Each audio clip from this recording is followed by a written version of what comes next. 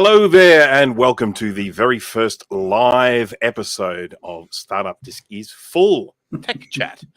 I am Bruce. This is Jay. This is Dana. Hello, guys. How are you? Hello. Good. When did you get that intro together? I didn't even know we had that. This morning. Welcome to everyone who is watching us at the moment, and of course anyone who is watching this as a replay later on. Hello to you as well, and a special shout out, I think, to the Macyak viewers. So I think there'll probably be a few of them joining us today. I do apologize for how unbelievably loud the volume was on that intro. I will resolve that for the next time. Yes, it certainly woke me up as well. Today we are going to be looking at the phenomenon of vintage tech collecting, not just computers, but also game consoles, watches, Walkmans, cameras, video recorders, you name it. All of these things have become hot items and can often fetch quite obscene amounts of money at online auctions. But before we get into that, we are just going to do a quick recap of our last episode with special guest Sean from Action Retro. Once again, a big thank you to him for joining us for that. We had quite a lot of comments on the videos from Linux users, a lot of people telling us about their Linux experiences, things they've tried to do with Linux, things they are doing with Linux. I had a couple of people talking about the various different distros that they are using. So by all means, check that episode out and have a look at some of those comments. One thing I did want to mention is one of the distros that I tried recently was Linux Mint, and I found that to work really well on my old Core 2 Duo Mac. So that was, I've got a computer which is, effectively useless, but by installing Linux Mint on it, I've turned it on into a quite usable little web browsing laptop. So just make mention of that one. Anything you guys wanted to say about that episode in terms of follow-up? Yeah, I uninstalled Linux and I'm never looking back. Well, I have to admit, after that episode aired, I removed Linux from the test computer that I had faster than you can possibly imagine. But having said that, I have still found a purpose for it. But on a computer that will work happily with the Mac OS, I would definitely much rather use that. So, and I am guessing based on your reactions that it's the same for you guys. So. Mm-hmm. Yeah, if it's so old that it can't run the latest Mac OS or a recent version, then there's always Tiger. So, I can always go back. Yeah, I mean, look, I guess it just comes down to that whole web browsing thing, doesn't it? I mean, if you're wanting to try and get a computer onto the web, and look, let's face it, for a lot of people, that is one of the main goals, then, yeah, that's really what it comes down to, making sure you can get that thing onto the web. And I think Linux is a good way of doing that for particularly old hardware. So it was a fun episode. I really enjoyed having Sean on. So I hope if anyone's watching this and hasn't seen that episode, please check it out. It was a lot of fun making it. So, so anyhow, as I say, we're talking about vintage tech collecting. So what I'm going to do is I'm just going to fire out a question, and I'm going to say, Jay, why do you think people are buying old tech? Just a case of too much money. Too much money, too much time. Bad influences like you guys. No, I actually... When we started planning this topic, I started thinking about it, and I didn't really know the answer. I know why I do it, but it's like there must be a certain list of categories out there of why people collect stuff. So I went looking, and I found it, and I want to read it, and nostalgia is definitely one of them. So there are 10 items on this list. It could be that I added the 10th. I don't remember because it's been there for a few weeks. But the first one, sentimental attachments. Mm-hmm. Okay, good reason. To connect to their childhood is number 2. To gain more knowledge and learn about something new. Definitely a very popular one, I would imagine. Mm-hmm. Mm-hmm. To connect with the past. Fair enough. Pleasure and enjoyment. Yeah, as long as Linux is not involved, I agree. To make a future investment. I mean, there's plenty of people that buy... for example, prototypes of something, or very specific piece of hardware for because it's worth a lot of money, and that value is just going to increase more and more. So The community it creates, I can relate to that. I'm in a few Facebook groups that, in my case, are all centered about Apple stuff, and community is great. Recognition and prestige is number 8. Like, oh, look, I found this, and I'm showing it off to everybody that'll see it. Definitely a bunch of those people out there. The thrill of the hunt, number 9. Mhm. I can relate to that one. And number 10, they're hoarders and they will collect anything they can get their hands on. Yeah, we Fair don't know enough. anybody like that. Yeah, no, that's right. No one we know. Nobody. Steve. Do you consider yourself a collector, Jay?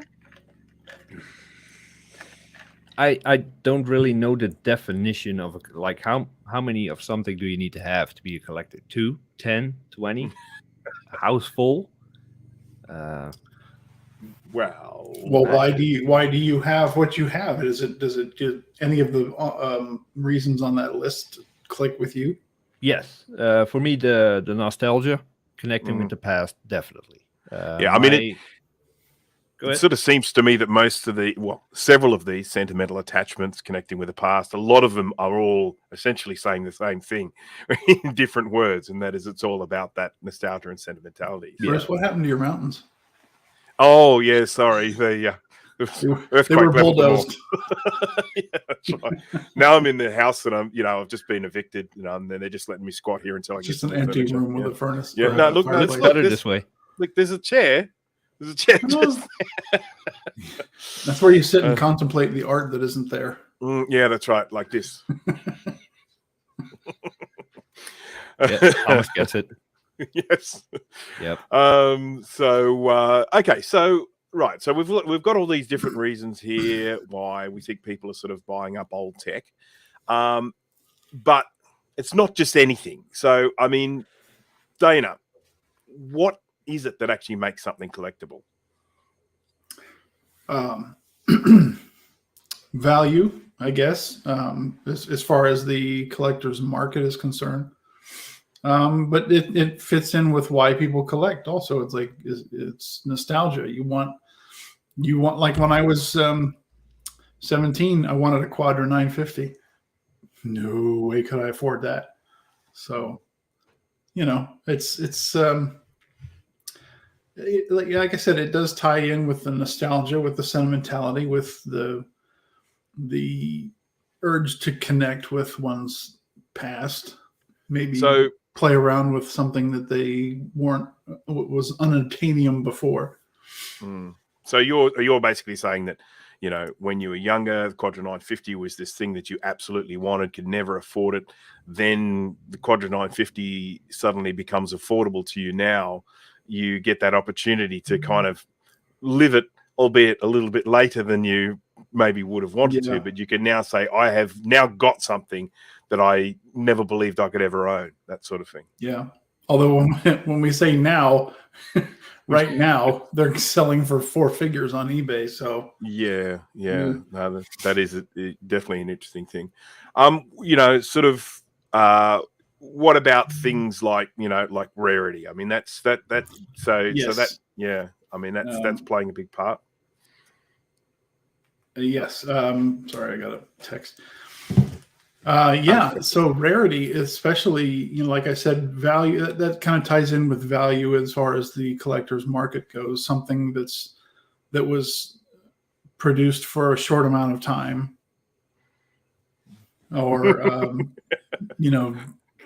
take the Macintosh TV, for example. Like, they only made it for what, 8 to 10 months, and today they're pretty hard to find. You can find one for sale, but they're asking ungodly amounts of money for them now. And most of them probably don't even work unless they've been restored. Well, I mean, Macintosh TV, they run off an old analog signal. You won't even be able to pick up broadcasts using them. Yeah, you can't use them anymore unless you got an old VCR you can plug into it and watch VHS on it. What is the appeal of an item that has been superseded in every possible way? I mean, it's slow, it's big, it's, I mean, why on earth would you look at something? It's like you can't even get onto the internet and say, hey, yeah, that's something I want. It's the coolness factor. I mean, if you lived in a time when those were available, and we all did, there were systems that we all coveted and wanted to have back then, and for one reason or another could not get them.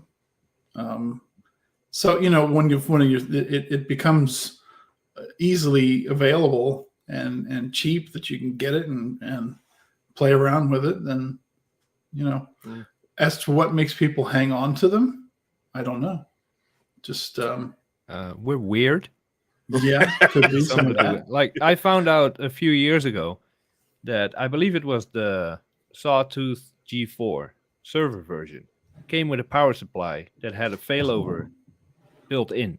So the power supply had 2 power supplies in it. I had no idea that existed. That's the coolest thing. I now have 5 of them. I don't know why, but when they pop up on eBay, I just buy them. Yeah. So yeah. No, I didn't know that either. That's interesting. But I mean, look, there are computers out there. Look, I'll give you an example. Macintosh Portable. Okay. That I would just like to say a quick hello to Buddy in the background there. He's our greatest fan. You gonna go to bed? Go to bed. So Macintosh Portable, when it came out, 68,000 Motorola CPU, not particularly powerful in relation to other things that were out there. Great big heavy thing that used a sealed lead acid battery, and not particularly a success when it comes to computer sales. Mm-hmm. And yet this is now something that is, incredibly collectible. Again, people are sort of paying in the 4 figures to get, one of those. So we're talking about something that wasn't even good at the time. And it is now, is now something that's very collectible. And is that, you guys see that as that's sort of, again, from the rarity side of things? Yeah. There's not a whole lot that I would consider truly rare. I mean, like an Apple I, that's super rare. But then, a Quadra 950 isn't necessarily rare. There's lots of them for sale all the time, but they're just expensive. And Jeremy asked if that's actually 4 figures is the selling price. Some of them, yes. If you search by sold records, yes. Crazy. Yeah. What was the question? Oh, no, the question was basically, why does someone want to collect something that was generally regarded as not a particularly good computer in the first place? Why does someone now like a performer want to collect? Yeah, like a performer, but essentially that you've got this thing that was at the time considered to be a pretty poor piece of hardware, and now people are actually out trying to find them. So well, it could have to do with you got to figure that if it wasn't very popular in the first place and they were just kind of throwaway computers, maybe they've been thrown away. And so if they're I don't know if there's a way to gauge how rare something is these days, other than the ones that had limited production runs. So people, like in Australia, they pay $500 for a compact Mac, but there's a dime a dozen. Yeah. See, something like the Macintosh G3 all-in-one was never sold in this country, so they actually go for a very high price over here because they're very hard to get hold of. So So now, if we're talking about things like nostalgia and sentimental attachments, we are clearly talking about a hobby for old people. Is that correct, Jay? No. I would have said yes before I got involved with the community aspect of what I focus on, which is Apple products. But a lot more and more younger people jump onto this. Like, what was it, last year or the year before? The last iPod was discontinued. People that collected iPods now are skyrocketing. Everybody's collecting the damn things, including young people, because they look cool. They're a cool piece of history. And, even though they're younger, they can appreciate what it has done to get us where we are today. So, yeah, I think when it comes to tech, I think age doesn't really factor in. When it comes to nostalgic reasons, yes, you got to be older to have that nostalgia to it, I think. But yeah, age is not as relevant to tech, I think. So, iPod, I mean, an iPod was something that was a bit of a game changer at the time. So that also has an impact on making something collectible. You think? What was the question? Sorry, I was reading the chat. Something like an iPod, which was a game changer in the market, because I mean, at the time that it came out, there was nothing out there that stored as many songs as the iPod, Right. and so it was a game changer. And obviously, remember the ads with the silhouettes and the white headphones and all that sort of stuff. Does that make something more collectible? Something that has had that game-changing influence, on technology, that sort of thing? I think so, definitely. For the collectors, at least. I mean, ask my parents; they're not going to care. They can see the significance of something, but not like, oh, yeah, that was cool, but I don't want to collect it. You know? Yeah. But yeah, the iPod in particular. I mean, come on, man. 7,500 songs in your pocket. Come on. Come on. For Mac and Windows. Yeah. But the iPod was a cultural thing too. It was Yes. it was immensely popular. Yeah, and absolutely. it was often duplicated but never. What's the saying? Often duplicated but never replicated. Is that what it is? I'm not sure. Well, didn't Microsoft have their own little player that tried? But Zune. Yeah. Yes. now, Yes. a question for I you wonder if they're It collectible. was brown when it because that comes would to- sell.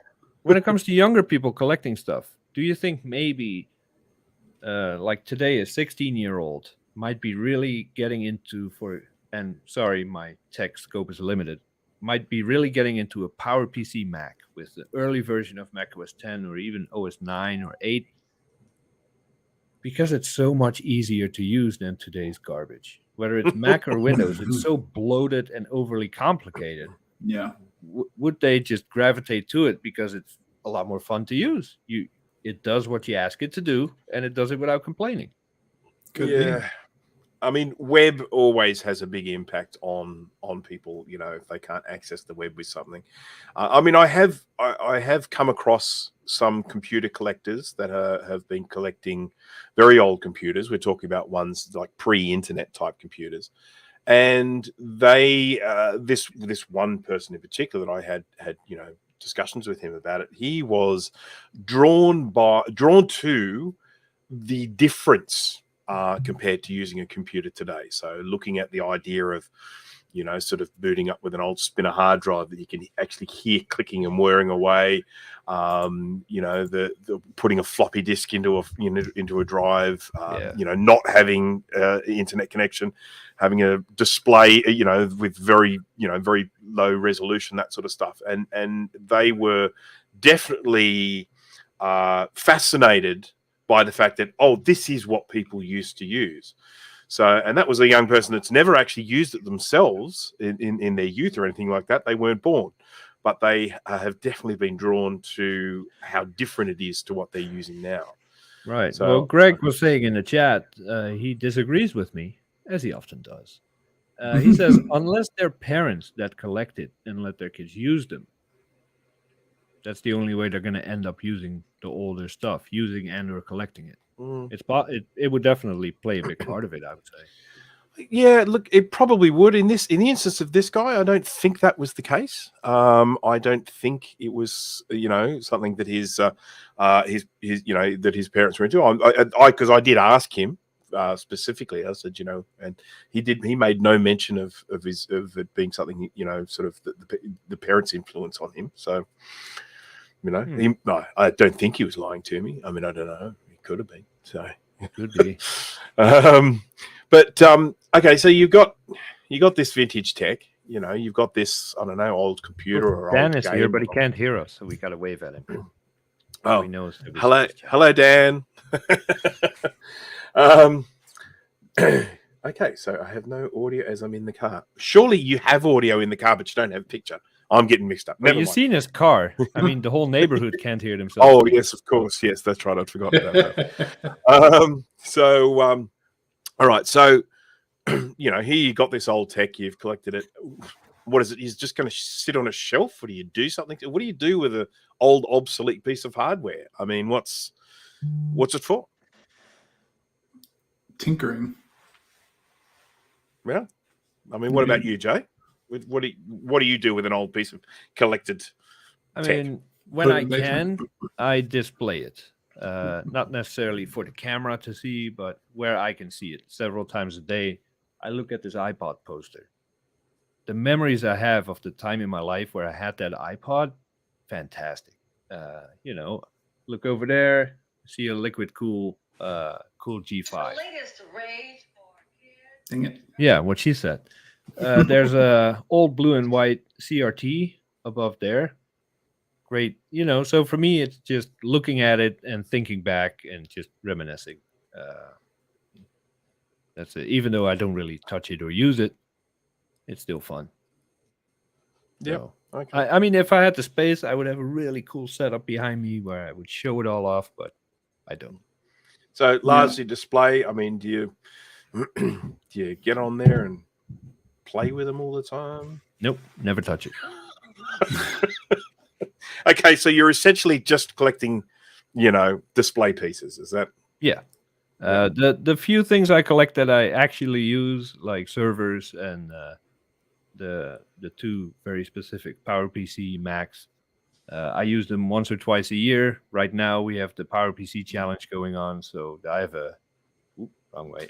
I have a G4 setup over there that I use every day, but the basement is full of them, and those are ones that I use for experiments, use it for parts, and just because I can't pass up when one shows up cheap, so I buy another one. Yeah, I mean, I must confess for myself, with a lot of the computers that I collect, a lot of them I very rarely use. But there are some that I definitely like to pull out and enjoy and play some old games on, and just relive the past. I mean, I can't experience things like Civilization 1 and Civilization 2, the Sid Meier Civilization games. I can't experience them as I do on these old Macs in kind of in any other way, that is the same as using them on these old Macs. When I set them up and set up a screen, I mean, even down to the pauses between turns because of the speed of the computer, they all become part of that experience. And so for me, I really enjoy that.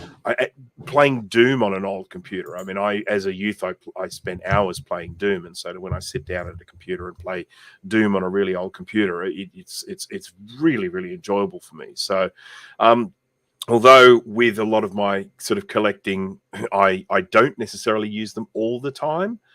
I definitely do have times where it's like, you know what, today I'm going to pull this guy out and I'm going to load a system on it and I'm going to have a bit of play and fun and all that sort of stuff. So when you do that, do you pull out the machine and a CRT that belongs to it? Because I find that a lot of the games that I want to play, they just, and maybe it's because of the nostalgia, the way I used to see it, it just doesn't feel right on an LCD. Like I have a Nintendo 64 emulator. Looks like garbage on an LCD. I need an actual TV to play that and for it to look good. So how does that work for you? I have a very limited amount of space. I have two. Oh, looks like you got plenty. Yeah, that's right. I'm gonna put up some shelving here. So I have a 13-inch Mac CRT, and that I bought mainly because that is the same CRT I used on the very first Mac I bought with my own money. And I have a little 12-inch CRT, and I bought that because it works so beautifully on the original little pizza box Macs, and it's very small, so it's pretty easy for me to store. When it comes to any of the bigger ones, while I would love to have a nice, great big Super Mac or Raster Ops, 19 or 20-inch display or something like that, I don't have the space for them, nor do I have the power in my back to lift them anymore. Yeah. So, there is a certain point where nostalgia and convenience meet halfway, and I am actually quite content to play some of these old games using an LCD. I've got one sort of up there that's specifically for that purpose. So, All right. that's certainly me anyway. Yeah. Yeah, I hear you about the physical aspects of this older stuff, whether it's an old IBM or a CRT. Yesterday, I had a new freezer delivered, a chest freezer. There's nothing but aluminum shell and a little motor this big. Doesn't weigh anything. I'm sore today.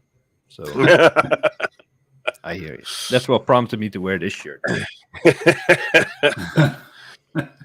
Now, one thing that we probably should cover here is we need to cover that this is old stuff, and it was never really designed to last this long. Here we go. Would a 9-inch color TV also be too large for your storage? Just asking. No, I could probably cope with a 9-inch color TV. Yes. So anyhow, we're collecting old things, and again, this is not just computers. This is anything that we're collecting vintage tech-wise. All of these things were designed to work for a certain period of time. No one would necessarily, for instance, make a Walkman expect someone that's going to be using that 30, 40 years into the future. The idea would be that's going to fail and you're going to buy a new one. So I want to just sort of discuss some of the common points of failure with some of this tech. And some of the things we might be talking about if we are looking at, say, something like a turntable, a Walkman, or even, an old floppy disk drive. In some cases, we're talking about rubber belts, anything that's under tension, those sorts of things, even springs, things like that. Rubber, of course, is notorious for disintegrating as it gets old. So you could go in and you could buy this absolutely pristine, still brand new in the box Walkman, take it out, and it won't work because the rubber inside it is just falling apart. And so it's you got a motor spinning, and it's just and that's all that's happening. So with a lot of these things, you're going to need to be looking at that sort of stuff. You're going to have to expect anything with rubber in it is likely to have that rubber replaced or reconditioned somehow. So that's something. And Jeremy has made a good point there. Rubber can also turn into goo. Some rubbers they will actually, as they get older, just become like this sticky tar type stuff, and that of course is even worse. You've got to get that out without damaging anything, and then try and find something to replace. And that's it. internal. I mean, external. When I pull out my G3 PowerBook, my Pismo, the rubber feet have completely turned into clay. So wherever that Pismo has been in the last month, you will see 4 dots or streaks on my desk or on the table. Well, one of the very contentious products out there, the Puck mouse that came with the original G3 iMac, again, another computer that was, I think, because of its styling. And its styling has become a very collectible sort of item because it was, when it arrived on the market, there was nothing like it. But the Puck mouse, I had one in a drawer, and I'm like, oh, I've got this pristine Puck mouse sitting in a drawer somewhere. Isn't that fantastic? And then one day I pull it out some years later, and it has just become this sticky, gooey surface because the coating that they put on the plastic to give it a sort of frosted look has as it's reacted with the oxygen has just gone sticky. So you essentially end up having to remove that coating, and it doesn't have that frosted look anymore. I suppose you could potentially go in and buy a spray can and refrost it or something, but those sorts of things that I had never expected that to happen. I thought I would put this thing in the drawer, I would pull it out 10 years later, and it would be exactly the same. And of course, that was not the case. So, and the other thing, of course, I need to mention, and this is a lot to do with what I do, and that is that you do end up with component failures on, sort of electronics. Capacitors have a limited lifespan. I mean, that's just how they are. When you buy a capacitor, it'll generally tell you how many hours it's expected to run for. Now, that doesn't mean that at the end of those hours, it's just going to suddenly stop. But what they're essentially saying is if you want this thing to run within its spec, this is about how long you can expect. And that is based on hours running at its peak temperature. So depending on the load that the capacitor has had or how long it's been there, sort of or its surroundings. It can be in a power supply that gets really hot. Those components can fail, and then you have to potentially look at replacing them. And chips are failing as well. If you were to be a collector of, say, like an original 128K Macintosh, the very first Macintosh that came out, that original sort of all-in-one sort of compact Mac, you've probably got about a 85% chance of at least one of the RAM chips in it failing. And that has to be removed and replaced. And there's a lot of these things you can still get replacements for them. But these are the things you need to be aware of. So I guess what I'm trying to point out is that that you want to collect these things, but you can't just assume that even if something has been stored well, that it's still going to be in perfect condition. We know that there's situations with things that have batteries inside them. We've all seen opened up the battery compartment of something that's been stored away for ages and found all that lovely sort of alkaline crystallization and stuff like that, which is incredibly corrosive. And you can be in a situation where you have something that's been stored and it is now wrecked because of the batteries. It's not just the old stuff. I mean, every year there are toys for my kid that we forget to take the batteries out of. I'll catch 98%, but I always forget one toy. One summer in the sunroom with that extreme heat, and one winter with freezing temperatures, he will bring it to me. Say, I want to play with this. Okay. Open it up, and it's completely destroyed. And that's just a few months of extreme temperatures. So if you're like, I collect the Nintendo Game Boy. If you find one that looks great, the LCD still works, the glass doesn't have scratches, but it had batteries in it, even just regular Duracell or whatever other brands are, chances are it's probably destroyed on the inside. And it doesn't take that much. Yeah, I mean, it does sort of permeate it. Anywhere there's a little hole in there, that that sort of battery corrosion is going to work its way in there. Sometimes you can have a look at something and think, oh, I don't think it's too bad, and then you open them up and just find it's just spread all through the inside. And sometimes you get lucky. Do you remember, and some of you in the chat may know this as well, our buddy Steve from Mac 84 opened up a computer once, and it had this, I forgot the brand, it had one of those tiny batteries in there. It's like, Varta? It didn't leak. Oh, no, I don't think it was Varta. It was the black and light red. blue ones. So he takes the battery out because it hadn't leaked yet. So he takes it out, and as he puts it on his desk, it just starts expanding and then just all over the place. The board was holding it together. He was so lucky on that one. Oh, wow. I didn't see that one.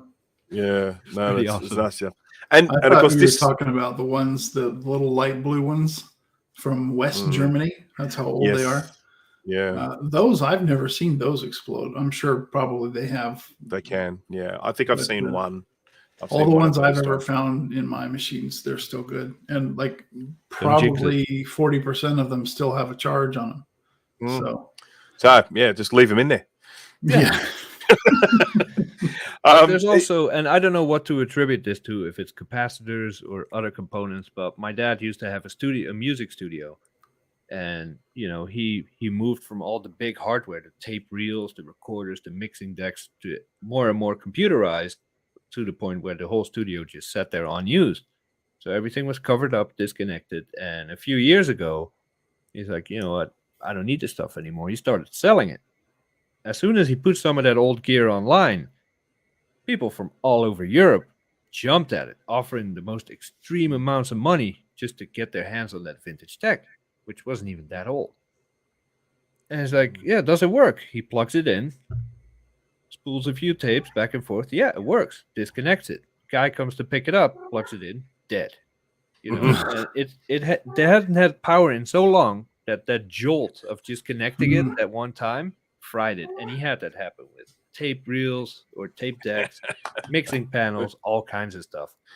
And it's just a power supply that's like, I've been sleeping for 20 years, and suddenly you jam 220 volts down my throat. I don't want any part of it. So, even though it's in great shape and it ran when parked, it doesn't mean anything. It can still break. Yeah. Look, I guess that's one of the things. This kind of leads us into the next thing, and that's the what do we need to be careful of when it comes to buying this stuff? If you're in a situation where you're wanting to buy some vintage tech, you know, See polka dots run. you do. Yeah, that's right. You see, look, I mean, there are a couple of things when it comes to sellers, people who are selling things. You've got to look out for, first of all, people who just have no idea really of what something is worth. They've got a completely and totally overinflated idea of what something is worth, and we'll kind of we'll cover things like value a little bit later. But that's one of the things you really do need to be careful of, because you know, some of those people, they're just a real pain to deal with, and you know, and it's you can try and convince them that what they're selling is worth less, but of course they're always just going to come off like you're trying to shaft them. So you know, you really do need to be careful with that. You need to make sure you get a very good idea of what something is worth by doing your research on that, and we'll cover that in a little while. You really need to be careful with the term untested, and I'll tell you why, because oftentimes things are untested. And let me give you an example of where you might find something untested. Someone has something and they don't have the power supply for it. That's fair enough. I accept that. But when you have an item that runs off your standard 3-pin plug, that same thing that powers your kettle and every single computer on this freaking planet, if someone lists an item like that as untested, chances are they have tested and it doesn't work. Now, it doesn't always work that way. I have purchased a computer untested and it worked. Now, having said that, it was a Macintosh Color Classic, which you have to switch on with a keyboard, not just the switch on the back. So my guess is the guy probably did plug it in, switch it on, and it didn't work, and then sold it as untested. But in actual fact, it was fine. But yeah, so untested is, you have to ask yourself when you're seeing untested, why is this untested? I mean, is it really untested, or is it just being said that way? The other is, of course, as we were talking about, you know, battery leakage. If people aren't providing you photos of things from all sorts of different angles, they could be hiding something horrendous. A lot of computers that do have batteries that have exploded inside them, or any sort of tech that's had battery exploded inside them, you will generally see evidence of that. You'll see, you know, sort of damage to the plastic or damage to the metal, or a little bit of rust here and there. So, you know, you need to make sure that you're getting people providing you with, you know, plenty of photos. So that's something to really be on the lookout for. But the other thing is, you also need to make sure that if you are taking a bit of a chance on something, that you're paying accordingly. If someone is asking you top dollar for something that's untested, you know, and it really is stuffed, then you're going to be out all that money. If it's something you're thinking, you know what, it's untested, but he's asking like less than half of what these normally go for, you might be prepared to take a risk on it. So yeah, just make sure that you are, you know, paying an amount based on the condition, you know, or or the lack of information that a seller might be providing. Yeah. So I mean, is there anything else you guys think are good sort of recommendations? You know, tips for people. You know, you know, I'm known for my incredible faith in humanity, so I always assume that people lie and omit when I'm buying something. By default, oh, you cute granny, you lie. You lie, or you didn't tell me something that you should have, or, you know, I don't know anything about this. You're lying. I don't know how, I don't know why, but you're lying to me. So taking that approach, it's very, very hard to get screwed, because you're not going to pay an insane amount of money for something, even though you really want it, if there's no way in hell you trust the seller. And it works for me. Yeah. we've got a couple of topics here. I'm actually going to change the order that we were originally going to talk about them, because I just think one leads into the other. So what I would like to say is I'm going to direct this question at Jay. Jay, where does a collector find the best prices on things? Well, and this is, let me explain before I give my answer. eBay. But there is a lot of overinflated pricing on eBay, whether it's vintage tech, a pair of socks, whatever. You need to know how to use eBay to get to the actual price of things. Okay. Well, let's have a little physical demonstration here. So I'm going to go in, and I've got eBay open here, and I'm interested in buying a Macintosh Classic. How about that? Do it. You sure do have eBay open many times. All right. So I'm going to do so many tabs. It's just the icon now.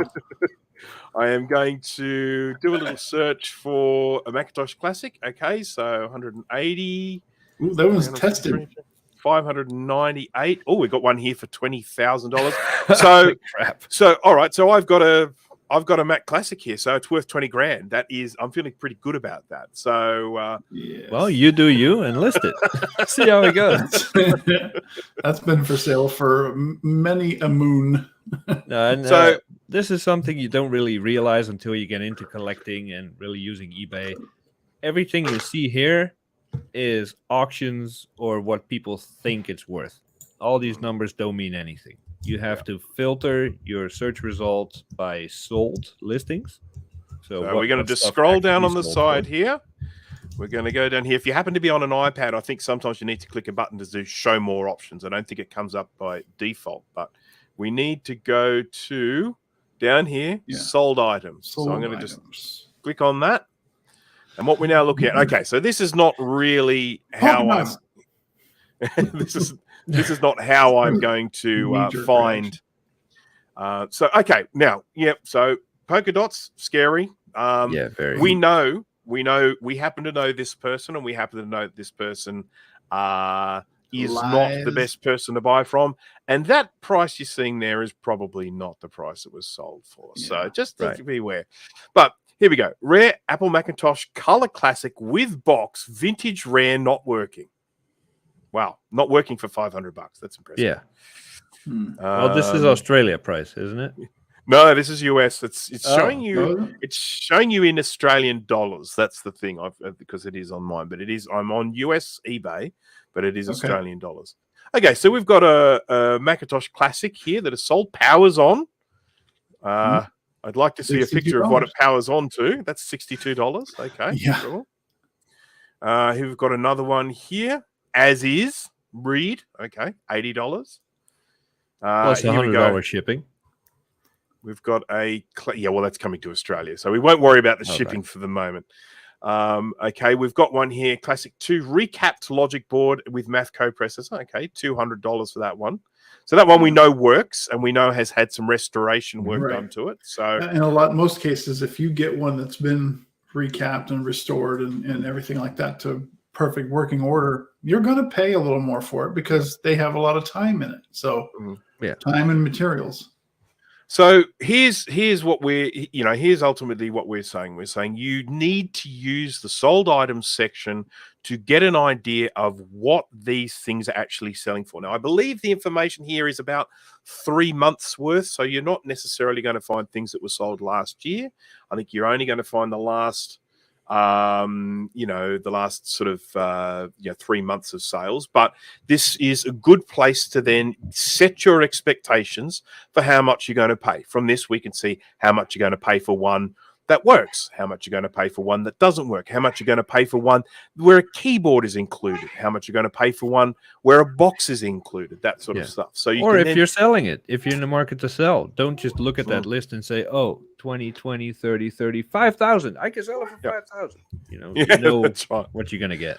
So if we now go back and we start looking, we can start looking at here and saying, you know what, this one here, that's a Classic 2 with a keyboard, mouse, microphone. Well, we saw one that was working go for, I think, $200. So $180, if this is working, then that's a pretty good price, I think we could say. So that does give you, give you the, a more informed idea of what is going to be a good price. Yeah. So, okay. So now, what if eBay doesn't work out? Like, the cheapest I can find is 20 grand for one of these useless things.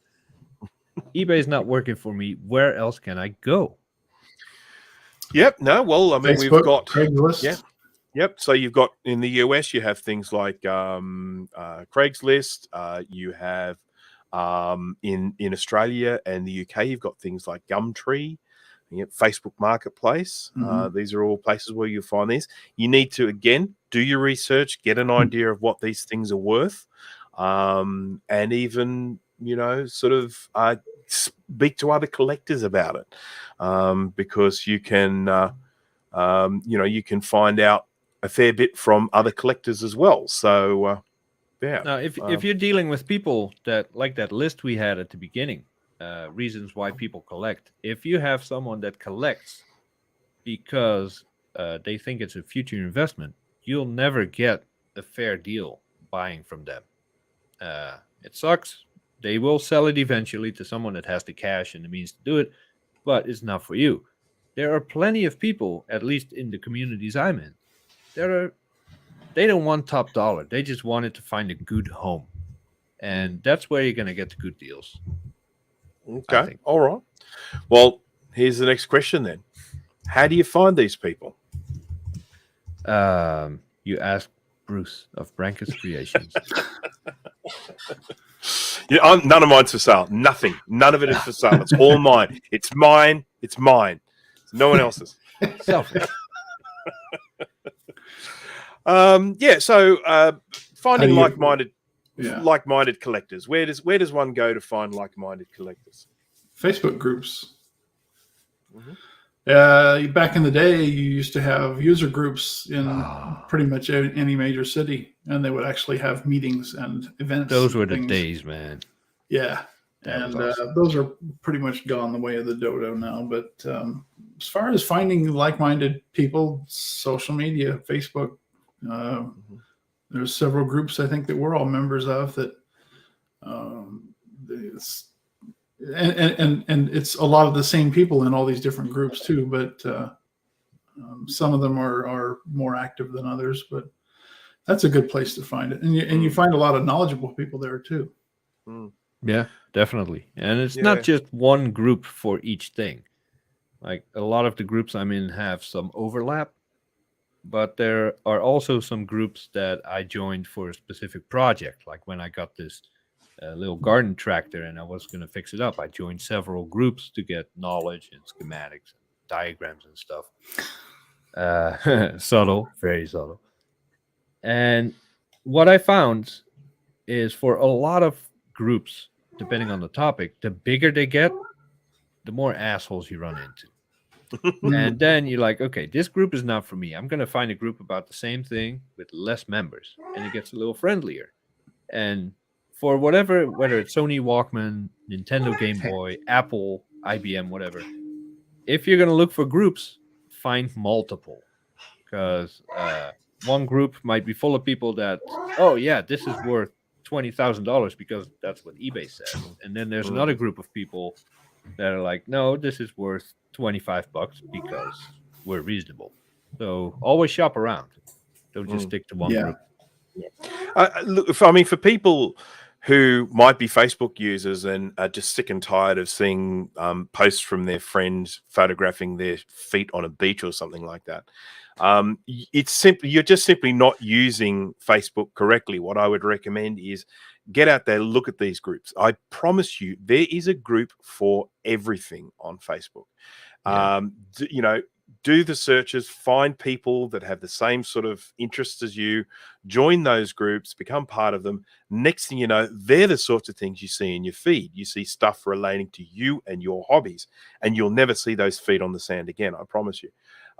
So that would be my recommendation to people that, people who might have gone off Facebook or something like that. Just remember there are these wonderful communities on there. And then obviously, as mentioned by Steve in the chat there, Tinker Different, you've got things like online forums as well.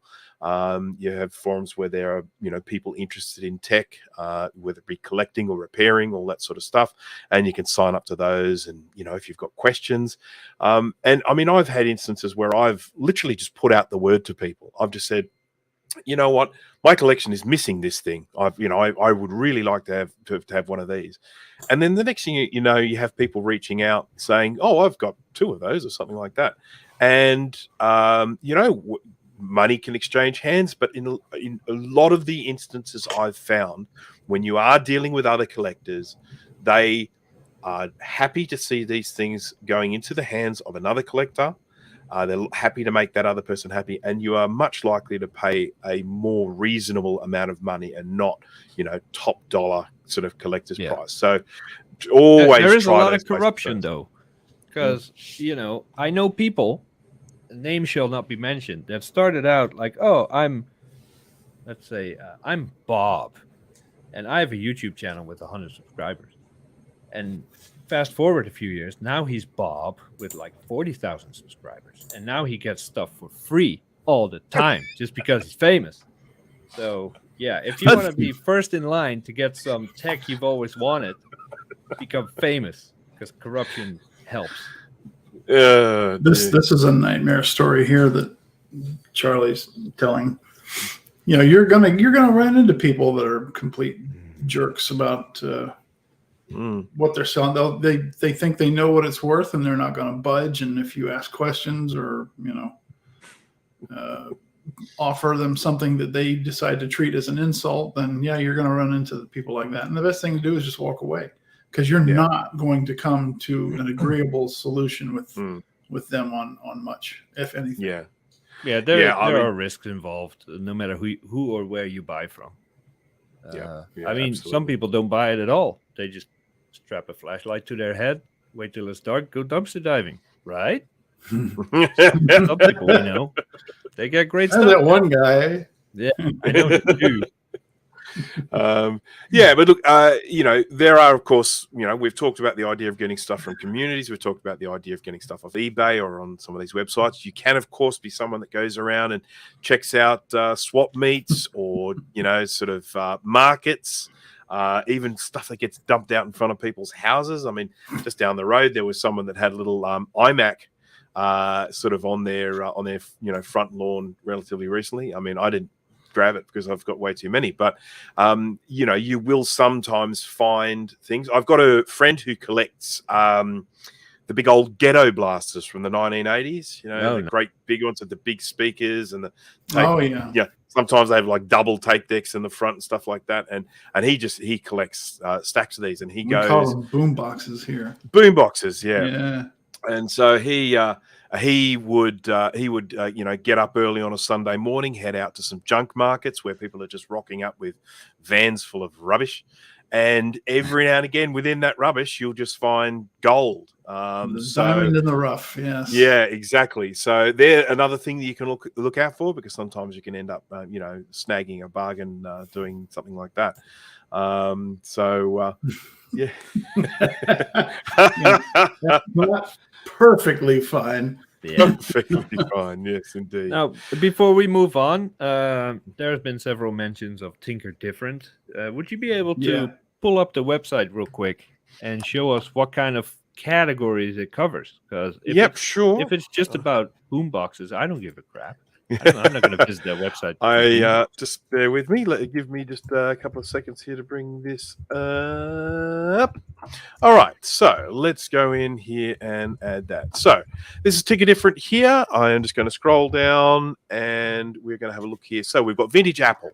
Now, obviously, we've talked about that a lot because we are Apple collectors, but of course, that's not just Apple. That Apple, of course, gets broken up into lots of different things like Macintosh, Apples, Lisa, PowerBooks, all that sort of stuff. Then we've got vintage IBM PCs, and we've got monitors. We've got vintage Atari. We've got vintage Commodore. We've got vintage Acorn. This is very computer-centric, I realize that. Vintage Sinclair. We've got MSX workstations. And then we've got vintage Other. And look, in actual fact, with Other, we do open it to anything. I've seen discussions of people fixing their microwaves and ovens and tape decks. Oh, we had a recent query from someone trying to find out why his toilet system wasn't stopping emptying. So when he flushed the toilet, the water just kept coming out and wouldn't actually stop again. And let go of the rope. Yeah. so look, anything is open there to discussion, but Yeah, so yeah, it is a good place again, sort of to just chat about things. You've got cars and cars and coffee there. We've got food and cooking, lots of interest there, and lots of you've got, what is it? It's about a And little what over does a 1,000 membership members. of that website cost anyway? It is free. No. Free to sign Wow. up. Tinkerdifferent.com. Just sign up anytime. Become part of the community. Yeah. Sean. All right. I like that one. Okay. Okay. So now let's let us continue. So we have basically talked about finding like-minded collectors. We have talked about trying to find the best prices on things. Now here is another thing we want to talk about. We want to talk about what affects value of things. Now, I want to just show you something here very quickly. I'm just going to go onto a page, and we're going to go to this. This is an iPhone Holy shit. that's sold. It is an iPhone that came in the box, original box and speakers sealed. Now it's not sealed, is it? Because it's open, but never mind. This one supposedly sold for $1,750. So That's crazy. I got a question here for you. Okay, I'm gonna throw this at you. I got an iPhone here. This is a 3G. The button up here is a little bit sticky. After the last screen replacement, it's not as flat as it once was. There are a couple of cracks around here where the little You're really connector selling goes it. in. Yeah.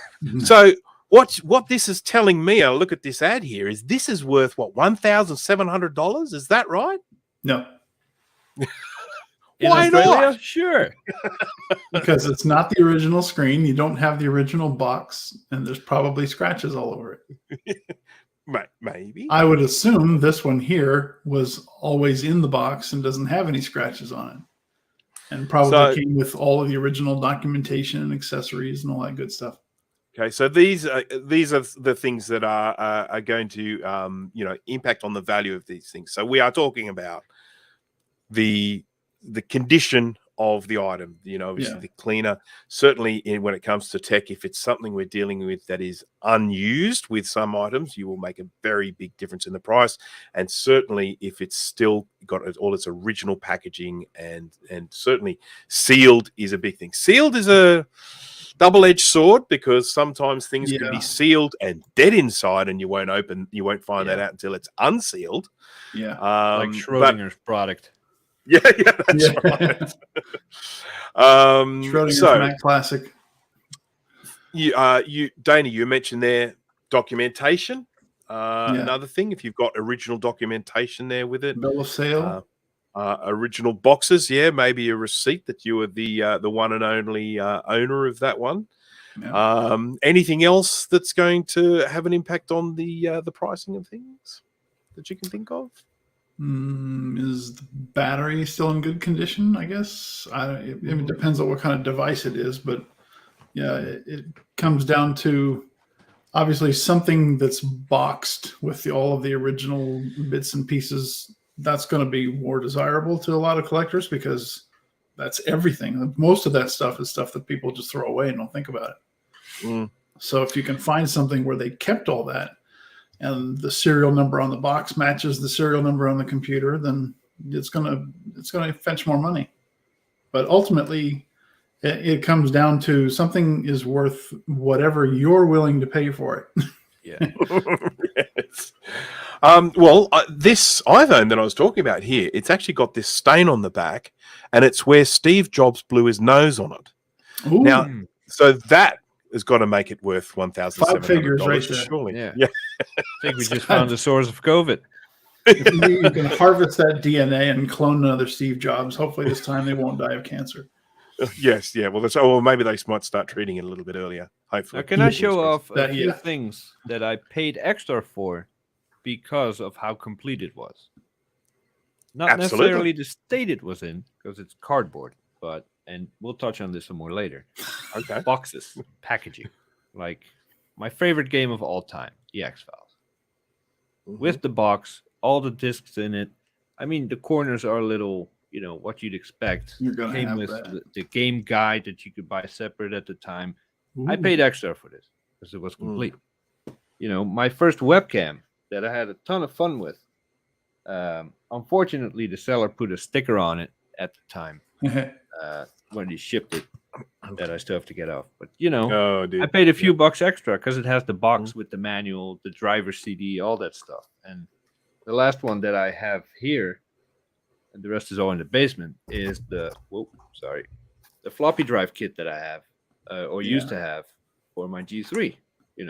I paid extra because of the box. It doesn't make it more functional, but it just prompted me to spend a few more bucks. And I have boxes upon boxes upon boxes everywhere. And I can't put myself to get rid of them. Now, we as I mentioned before, we are Mac people, and there are some people that are collecting some of the older Macs, and one of the things that does happen to them as they get older is the plastic goes from a gray to a yellow. Yep. Now, I know of some things that when people try and clean them up, I've heard this apparently, people are selling old handguns and stuff like that. If someone goes and cleans them all up, they actually reduce the value of them. But when it comes to computers, if we're getting something which has gone yellow and then someone uses the process called retro brighting to actually brighten them up, effectively bleach them back into the color they were, is that going to make it worth more or less? I don't know. And it's one of those things where there's a word that has crept its way into the car collecting community. And now, like you said, guns and a whole bunch of other things. The word is patina, and I despise that word. If you find a car that's been in a barn for 30 years and it's got a layer of dirt and dog shit on top of it, people are like, that tells a story. Don't ruin it, or wash all the dirt off, but keep the rusty spots. And if we do a comparison real quick, on one side of the scale you have moist. On the other side, you have patina. Which do you hate more? Moist doesn't bother me, but patina does. I hate that word. Okay. What about a moist patina? That's what happens if you wash that car that's been in the barn. Yeah, look, I can certainly say for myself, one of the things that is very important to me when it comes to the value of things that they are working. I don't really like the idea of having something that looks a particular way and then doesn't work. So pretty much everything that I have in my collection is something that does actually function, and that is something that will sort of impact, a price if I'm sort of going to be buying it and collecting it. And of course, when it comes to me selling things, I always sell things working, of course. Yeah, okay, so that's it depends on what I'm buying. If I'm buying a Power Mac G3 or G4, if you touched it in any other way than rotating it to take pictures, I don't want no part of it. I want to do the full restoration for every little screw, body part, everything. But if I'm buying a used or a restored Nintendo Game Boy, where the LCDs often fail, the screens are scratched, someone rebuilt that obviously knows more about rebuilding those things than I do.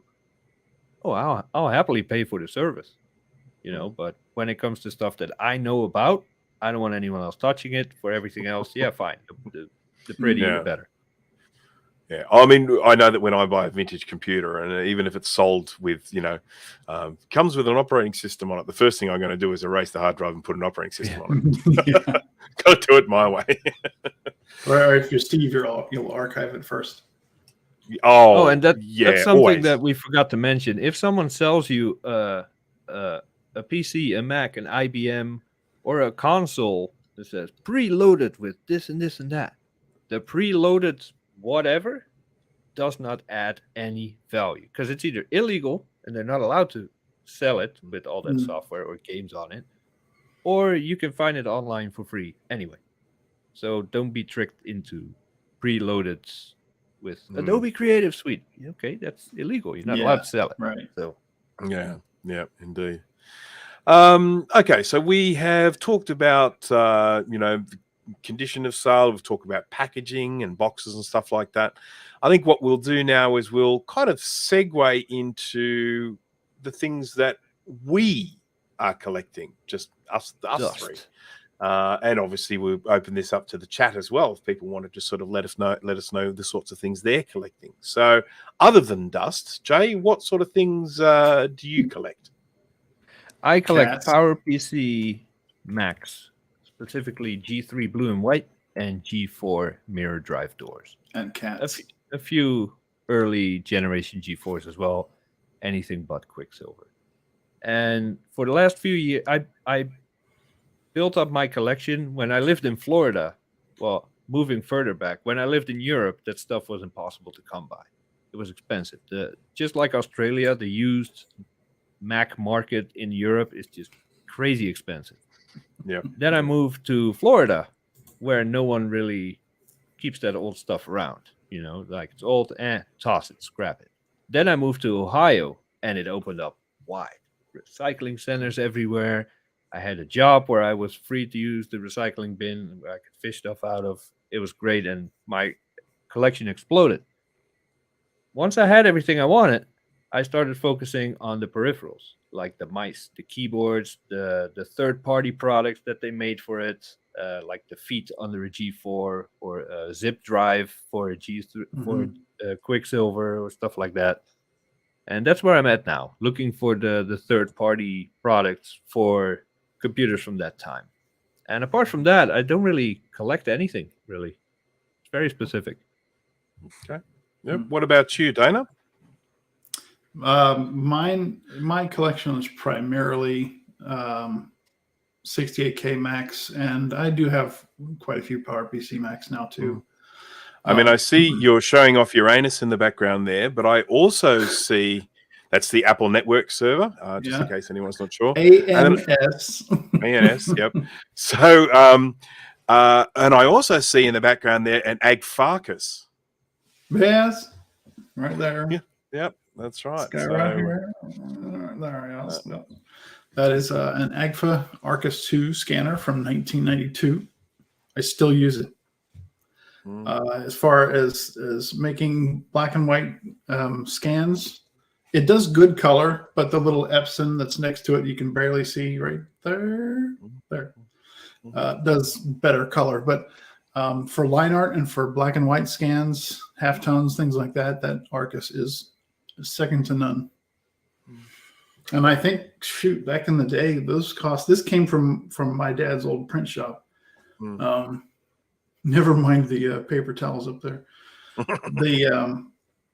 I want to say those things back then were, I don't know, maybe $5,000-$6,000. They were. I think so. I think.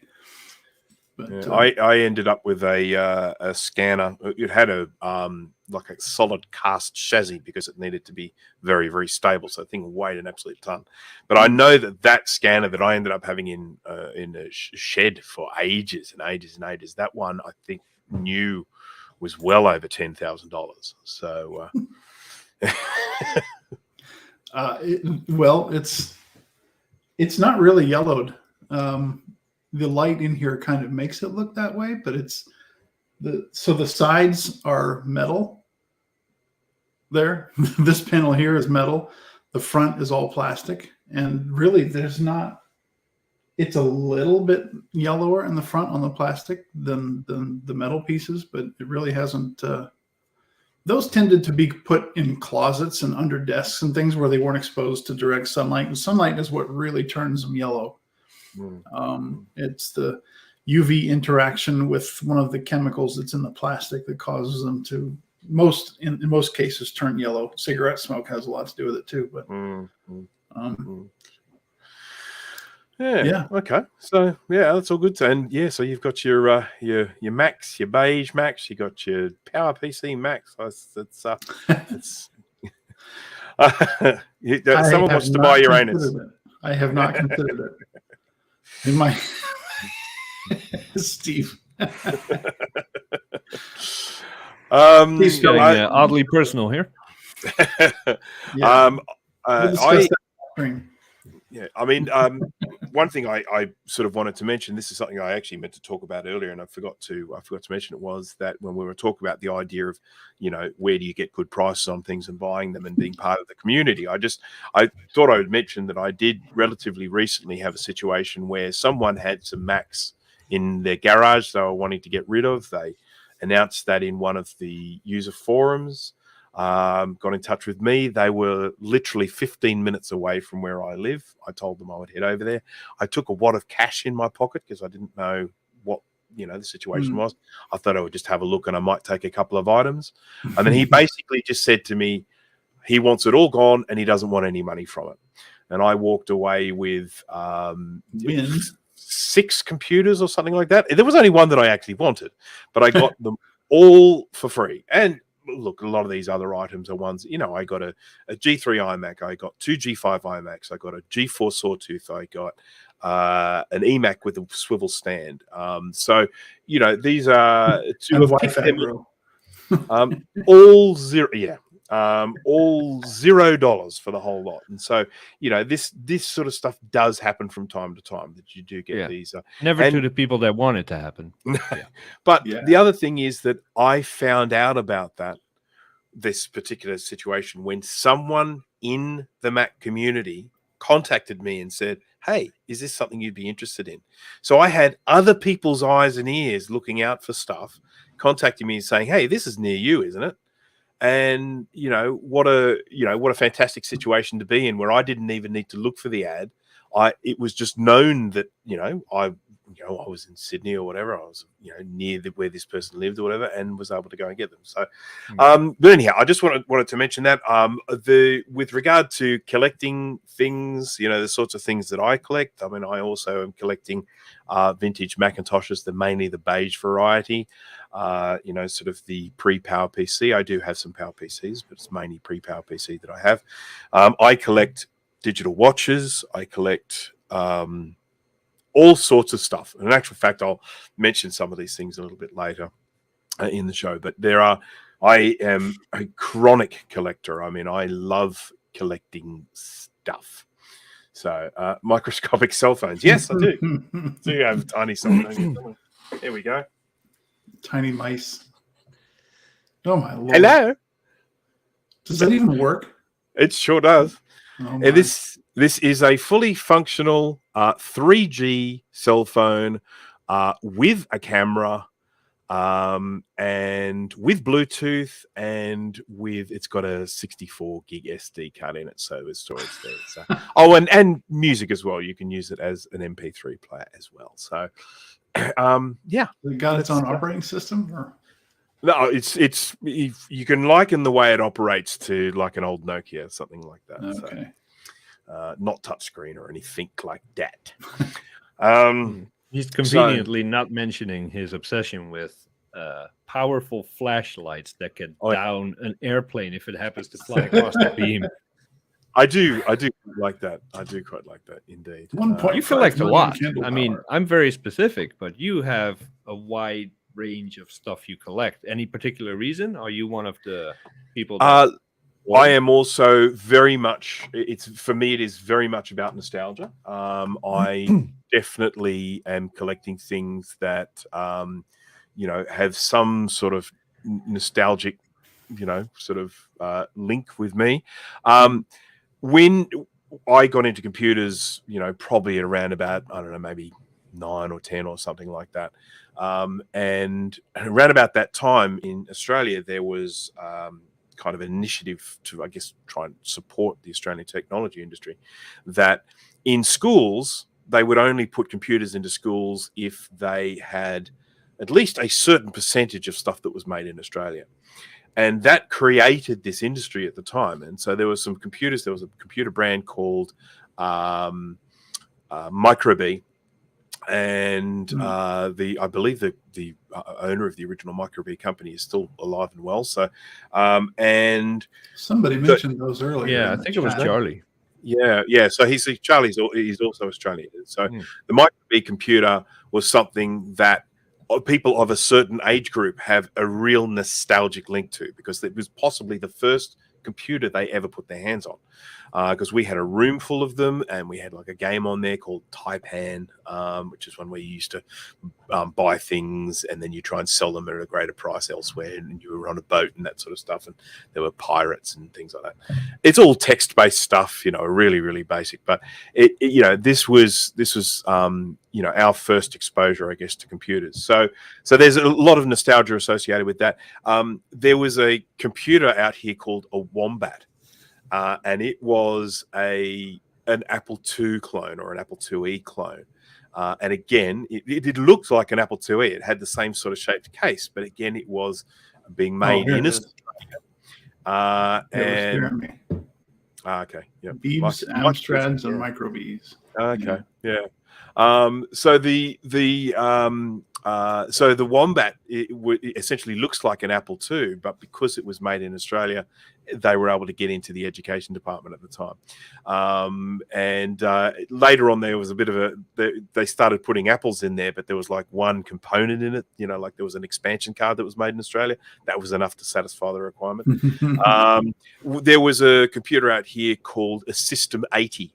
And that was a TRS-80 clone. But what I love about that one is it had a built-in cassette deck, a cassette player for recording, for saving your stuff. But it had timber on the sides, wood finish. And I mean, computers with a wood finish, that just does it for me. So, these are the sorts of things that I like to collect, things that have... LGR likes that stuff. Yeah. I mean, you've got it. There is that nostalgic link, and I think that's a really important part to anything that you might collect. Yeah. I will talk about some of these a little bit later, because what we're actually going to do in a moment, we're just going to have a look at a few collectible items, and we're going to talk about why they've become collectible, and sort of some of the prices you might expect to pay for them and stuff. So can you help me out real quick before you do? Yep. One of the computers I had when I was a kid, it was flat, wedge shaped, about this wide. It was pretty big. I think it was black plastic with a wood finish side. I'm not sure. And the output was all text-based, black screen with green text. And it took 2 little tapes, the one that you have, the memo recorders that people carry. Mm-hmm. Those are the tapes it took. Do you have any idea what that was? I don't, but I bet we could find out. And tell me if anyone is actually watching this and knows what it is, if they're watching this afterwards as recorded, can you put it in the comments? Assuming, of course, someone doesn't put it in the chat. I assume it was a European brand. I don't know. I didn't even know what a computer was at the time. The only thing I can think of that was even similar to that, with like the black and the wood grain, would be an Atari 2600. Did it take those little tapes? No, it was a video game console. Yeah. It ran on cartridges. There were things like the old Sinclair, and was it Spectra? I can't remember.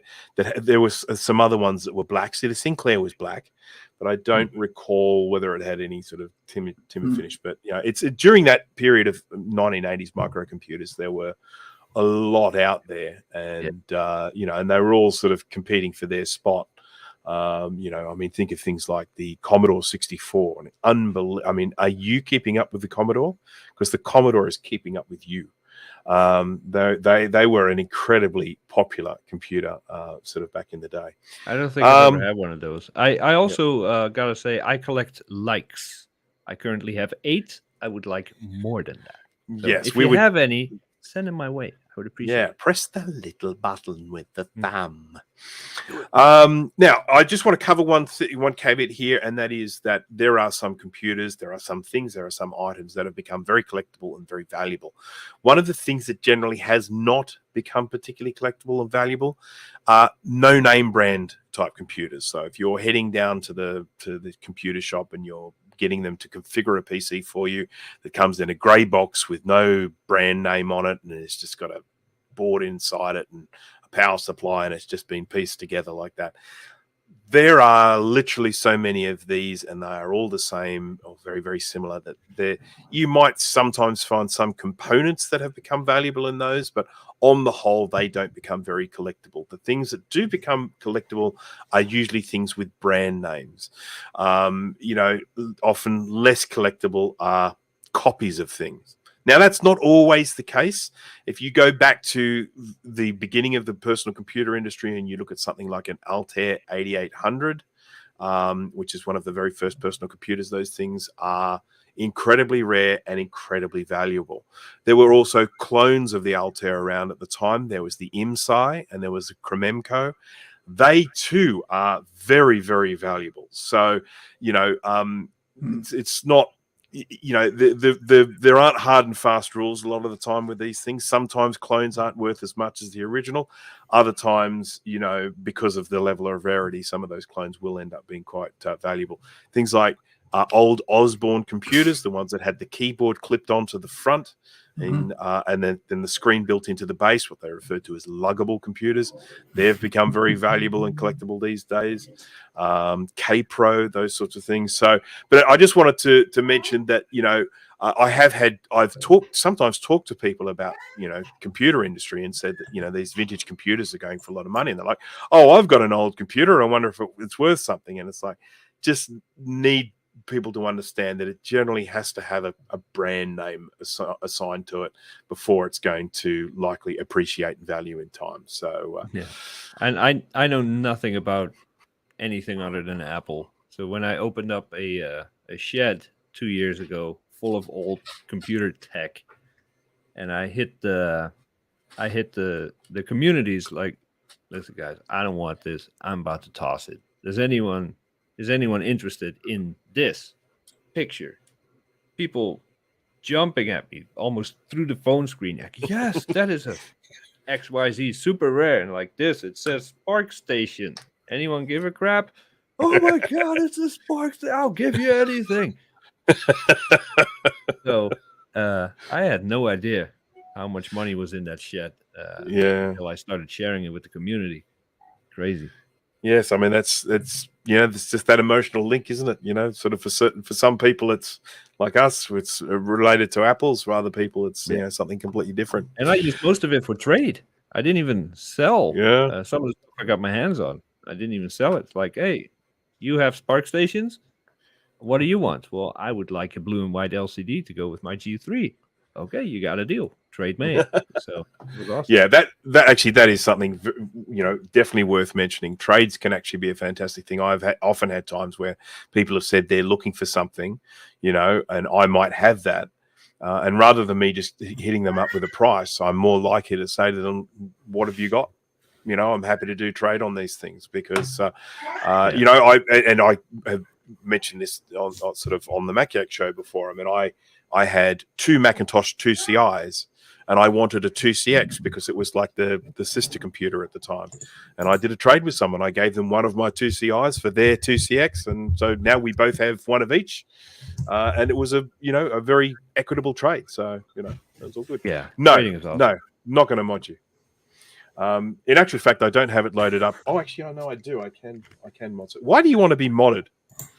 Why does he want to be modded? I'm very suspicious. I said I'm not even a mod, and I'm a damn host. There's no mods here. I can actually do that. So there we go. Don't give him the power. No. He'll drive it off the road. I mean, Well, you'll abuse it. Yeah. Okay, so we're going to start a little show and tell session here. We're going to zip through these fairly quickly, so don't worry too much about that. We're going to just sort of talk about some of these as we go. But Buddy's going to get involved. He's getting persistent. We mentioned this a little bit before. Some of the things that can become quite collectible are things like the original iPod. Again, these were game-changing items. We looked at the iPhone before. Again, we know that the original iPhone was a fairly significant game changer in the world, and for that reason they've become valuable. And same with things like these original iPods. They have become quite valuable, especially if they're still working. I never liked that one. That's the very first one, but yeah, I tend to agree. Mine was the click wheel one, and I feel like that was a pretty awesome piece of kit. So, all good. We're going to move along now to Commodore PET. Now, this is an interesting one because these were quite an amazing little computer. Now, not in terms of their technical capability at all, but I have an old book somewhere in a cupboard called The Osborne Guide to Technology, which was printed, I guess, probably sometime around the 80s. And within that, there was a section on computers, and it was all illustrated, hand illustrated stuff rather than photos. And they had an illustration of this computer because it was such a distinctive shape. And this is one of the things that's made this collectible. And not only that, this computer actually opens up like that. It's like opens up like the bonnet of a car. And so these sorts of computers, I mean, look at this. This one here has still got, how long to go? I don't think it's actually sold yet, or is it? No, well, yeah, winning bid. Okay, sorry, it has sold. When I actually added this to my list, it hadn't been sold yet, but this is now, just under 2,000 Australian dollars. You bought it, didn't you?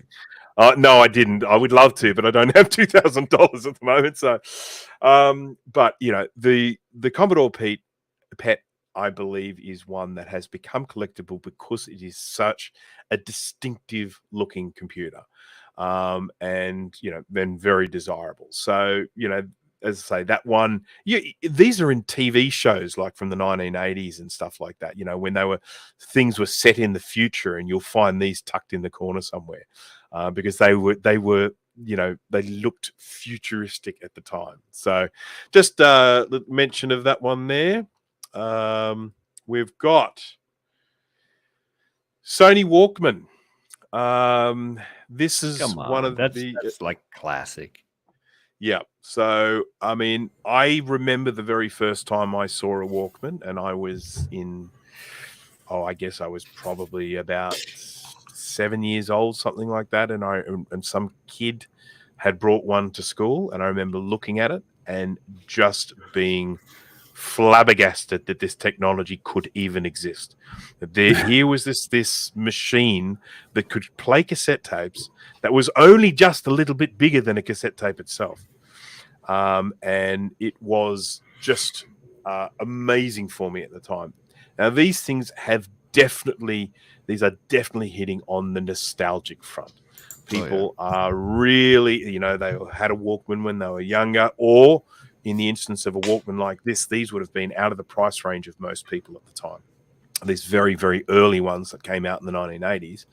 A lot of people, listening to Cliff Richard Wired for sound and whatnot. A lot of people just wouldn't have been able to afford them. So again, it's that nostalgic thing. I can afford to buy this now where I couldn't before. Yeah. And it is apparently cassette tapes are having a resurgence. There are current pop artists releasing their songs on cassette tape, which just seems like stupid to me. But it is. But do you remember? Actually, I didn't own a Walkman for very long. I discovered mini disc and switched over and never looked back. But has one of those things ever been made with a comfortable headset that didn't pinch your skull or fall off whenever you looked around? Yeah. No, I suspect not. Yeah. I remember, I think my first one had orange cushions, fuzzy foam cushions. Yeah. But yeah, I mean, they were always the over the ear type back then. This is before the little ones that poke into your ears. So Walkman is one of those terms that's kind of become, it includes everything. So if you have, like, the one I have is not a Sony brand, so it's not called a Walkman, but everybody still calls it a Walkman. Absolutely. That's exactly right. Yeah. So it's where the brand name actually describes it. Things like a Band-Aid instead of a a cloth bandage or whatever, right. Adhesive bandage. They sort of so so instead of YouTube celebrity, it's all the same. all the same. All yeah. the same. So again, Walkman is, I think, one of these really collectible sorts of items. LP makers are so overloaded with production of bands. Good old niche market.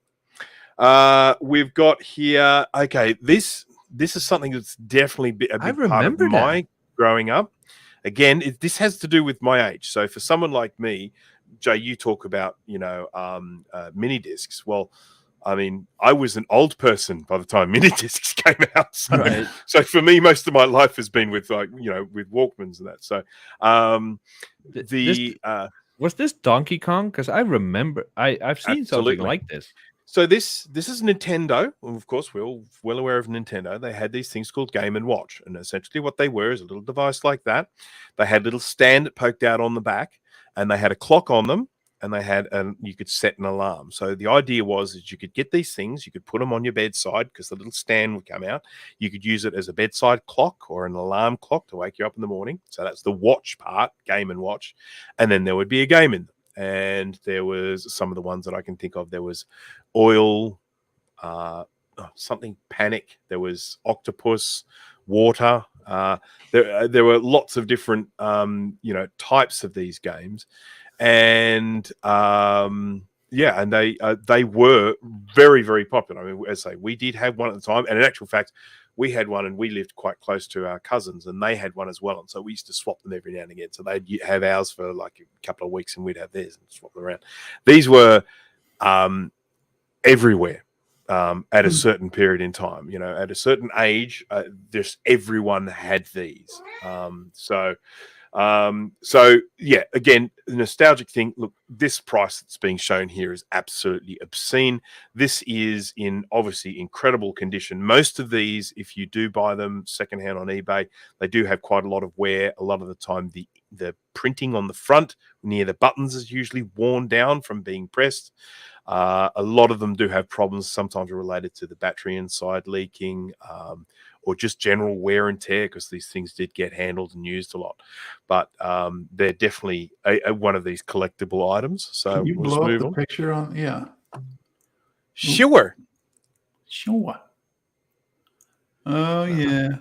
I should also mention that if the market is big enough, and this goes for cars, lawnmowers, game consoles, anything, if there's a big enough collector market for it, like if this thing was completely destroyed, there will be parts available for sale. Yeah. Decals that you can stick back on, and complete restore kits. So if you find something that you've been looking for a long time, you're like, oh man, it needs a new button, or something is broken, don't discount it yet. Look for restore or repair kits, because they're more than likely out there. 3D printing and all that. Well, I mentioned before that some things like Walkmans and stuff like that can, they can have things, rubber parts in them wear. And you can buy, as you said, kits for those where they'll have all the rubber parts, all new versions, reproductions of all the rubber parts. And you then go in and just take out all the belts and all the rollers and stuff like that and replace them with new ones. So if these things are popular enough, there are people out there going in and doing reproduction things. I know someone who has created reproduction runs of all of the case screws for compact Macintoshes. So compact Macintoshes have screws for screwing into plastic, which are silver, and then screws for screwing into metal, which are black. And this person has gone and actually done reproduction of those screws. So you can now buy brand new, screws for a 30-year-old computer. So, amazing stuff.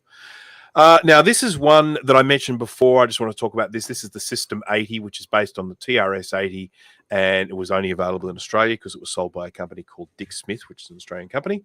And as you can see on the side here, we have that lovely timber finish. So I just want everyone to just enjoy the timber finish of this computer before we move on to the next one. Patina. This is a K Pro. I mentioned this one before. So this is, again, one of these computers that was kind of a luggable style computer where the keyboard detachable from the front, but you could pack it all up and you could carry it around as a single unit with a CRT. Doesn't our friend Mike have one of those? I'm pretty sure he does. And I think a K Pro actually appeared in the movie War Games. I might be incorrect with that, but again, things that end up appearing in movies can sometimes become popular, and we'll cover that just in a little minute. So, I think Sean has one of those. Yeah. Okay. Yeah. So again, these have become very collectible because of the absurdity of them. The trouble that they went to turn this into something that could be clicked together and carried around as a single piece. Of course, with this gigantic, heavy. Green screen CRT. So, that's was the irony completed by them putting a handle on it somewhere? I think there. Yeah. Like I think the handle is behind that screen there. I'm pretty sure. So, okay, so we're moving along. Just want to keep this going. Game consoles. This is the Atari 2600. This is the original six button 2600. This is the one. Again, we've got timber finish on this as well. This is one which is very, very collectible. These are ones that people are definitely out to get. And a friend of mine just picked up one of these recently at a like a flea market on a Sunday morning. Paid next to nothing for it. So again, they are out there. But these old game consoles, again, they really play to that nostalgic side because people grew up playing these games as kids sitting in front of the TV set. So when these things come around, they want to relive those moments. So I have one of those. did you? Yeah. Yep. So that's you. That's definitely a fancy one. Nintendo 64. Now this is a little bit late for someone as old as me. I mean, these are considered modern as far as I'm concerned. So, do you guys ever have any experience with a Nintendo 64? I am still so much a fan of this product that I don't care if I'm 75 years old. If I'm standing in line in the supermarket next to someone that claims that at the time PlayStation was better than this, I whoop their ass. Wasn't. Jay's going to buy this one right here. Jay's going to buy this one right now. No. I desperately want, because I sold my Nintendo with every game available, console, expansion packs, Rumble, everything. I sold it when I moved to America. Biggest regret of my life, even though it never would have been compatible here anyway. I really want one back, but I'm not paying those kind of prices for it. Yeah, I'll use the emulator for now. I have a USB controller that looks like that. So. Yeah, this one in particular, like it says he's cleaned it and tested it. I would assume he's taken it apart and completely gone through it. Yeah. Which could justify that kind of price if he's got that much time into it. But again, these things there were millions of them. So it's not rare. It's been taken care of, looks like. It's been restored maybe a bit, but I don't. $50 is all I would pay for something like that, and that's if I really wanted one. Yeah, I mean, I've recapped a couple of these. I've had a couple sort of come across my workbench, and I'll be honest, the capacitors look pristine on there. But I mean, I didn't even bother to test them because the person was paying me to recap them, so I just recapped them. So, but yeah, that's an interesting one. So, yep, Nintendo 64. Again, we're into these, these game controls. Original Nintendo Game Boys. So, yeah. What is on this? Oh, it's an overlay. Okay. It's got a bit of protection on it. This probably had one of those rebuild kits used because those LCDs and the plastic over it, they usually don't make it this way. So this is another one that you were talking about before. This is one where you can actually go in and buy. These things have become so popular as collector's items. You can go in and buy a kit to replace all the things. I'm pretty sure Steve from Mac 84 did that in a video. Did he not? Where it just went and replaced all the things that need replacing in them. And they make LCDs for those now, not particularly the original Game Boy, but the color Game Boy. They make LCDs that are way better than the original ones they had. I'm spending money tonight just looking at this picture. Like, man, I had, and I know we don't have time for this, but I had the Game Boy. I had the magnifying glass with light that you put over it. I had the speakers that clip to the bottom. I had the battery pack, additional battery for and I sold it all. The biggest regret of my life. Dear. Okay, so we got that. So this is a link I think one of you provided, the Super Nintendo SNES. I don't know what a Super Nintendo SNES is, but Super NES? I don't know. My friends had this. I never had one, and I was never impressed with the graphics or any of it. So, yeah. Okay, so we'll move along that one. Sonic was the popular game at the time for these things. Yeah. Oh no, that's Sega. Genesis. Yeah. Yeah. Okay. I don't know. This one was Super Mario World or whatever it was. Okay. What do we got here? Okay, so now we're moving into things that are more my vintage now. Now, these way predate, obviously, the handheld things that we were looking at, but these are essentially handheld game consoles. And the whole thing was that they only played one game. This was a Galaxy 2, and if you have a look, you can see something that looks a little bit like Galaga. That Matt's playing Galaga. Yeah. So, that's and these, they were big hits as Christmas presents and stuff like that. That you would have a little game like this that would just play one single game. You put in some AA batteries. Some of them even ran off C-size batteries. Do you remember them? And make noises and light up and stuff like that. And I've got a few of these, and I'm just going to roll through fairly quickly. We've got now this is a fun one. Good old Merlin. Now this was one of the first. I still have my Merlin. Yay! Mine's downstairs in a box. These are one of the. I believe Merlin has the distinction of being the very first battery-operated handheld game with multiple games. So this wasn't just a single game. This had the ability to play, and I quote, tic-tac-toe, Music Machine, which was the same as the Simon one, where it plays things and you have to try and repeat them, like a memory type game. Or was that Echo? There might have been Echo. Music Machine, I think you could play tunes on it, something like that. And then Echo was the guessing one, the memory thing. Blackjack 13, Magic Square. Don't know what Magic Square is. And Mindbender. This is why I am as I am today, because I had my mind bent. So anyhow, this is one that I have obviously collected because of the nostalgia associated with it. So and very, very basic. I mean, each of those buttons was a button and a light, and all of those different games revolved around the button and the light. So yeah. Now, this is a funny little one. This is Pac-Man as a little handheld game. Wow. And I think I knew someone that had one of these from memory, and you could basically just go around playing Pac-Man and nothing but Pac-Man. And, again, 1980s. If you haven't ever heard it, got to go out and check out the song called Pac-Man Fever.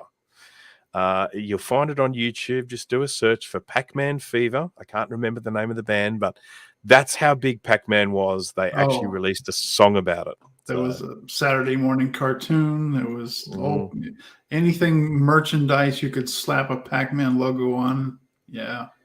Yep. And then we've got whoopsie, hang on, just bear with me a second here. We have got now this one here is an absolute delight. This is one from my vintage, and this is called Digital Derby, depending on how you say it. And it was a kind of, I want to say computerized, but it's probably more motorized.